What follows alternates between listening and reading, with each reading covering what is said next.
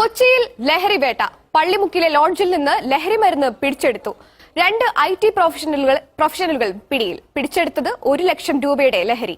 ലക്ഷദ്വീപ് സ്വദേശി ഭരിത, മൂവാറ്റുപുഴ സ്വദേശി ശിവജിത്ത് എന്നിവരാണ് പിടിയിലായത്. വിശദാംശങ്ങൾ വൈശാഖ് കോമാട്ടിൽ നൽകും. വൈശാഖ്, എന്തൊക്കെയാണ് വിവരങ്ങൾ?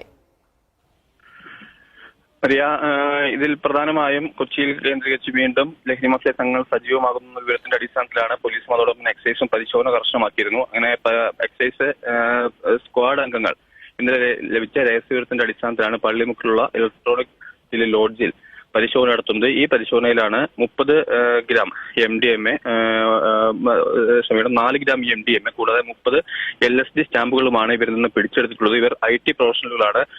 ഈ ലഹരി ഇടപാടുകളുമായി ബന്ധപ്പെട്ട് പിടിയിലാകുന്നത് ആദ്യമായാണ്. ഇത് വിൽപ്പനയ്ക്കും അതോടൊപ്പം തന്നെ അവരുടെ ഉപയോഗത്തിനുമായി എത്തിച്ചു എന്നുള്ളതാണ് ഇപ്പോൾ പ്രാഥമികമായിട്ടുള്ള ചോദ്യം ചെയ്യലിൽ നിന്ന് മനസ്സിലായിട്ടുള്ളത്. എന്തായാലും ഈ LSD സ്റ്റാമ്പ് അടക്കം ഈ പറയുന്ന ലഹരി മരുന്നിന് ഏകദേശം 1 ലക്ഷത്തോളം രൂപ വില വരുന്നതാണ്. അപ്പോൾ അത്രയും വലിയ തോതിൽ ഈ ലഹരി സംഭരിക്കുന്നതുമായി ബന്ധപ്പെട്ട് അത് വിൽപ്പനയ്ക്കാണെന്നുള്ളൊരു നിഗമനത്തിലാണ് ഇപ്പോൾ എക്സൈസ് സംഘമുള്ളത്. എന്തായാലും ഇതുമായി ബന്ധപ്പെട്ട കൂടുതൽ വിശദമായ പരിശോധനകളൊക്കെ നടക്കുന്നു. യുവതി ലക്ഷദ്വീപ് സ്വദേശിനിയാണ്. ഇവരുടെ സുഹൃത്താണ് പിടിയിലായിട്ടുള്ള ഈ മൂവാറ്റുപുഴ സ്വദേശിയും. രണ്ടുപേരും IT പ്രൊഫഷണലുകളാണ്.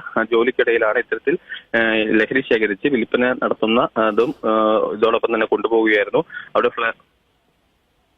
ഈ ഒരു പരിശോധനയിലാണ് ഇപ്പോൾ ഈ രണ്ടുപേരും പിടിയിലായിട്ടുള്ളത്. ശരി വൈശാഖ്.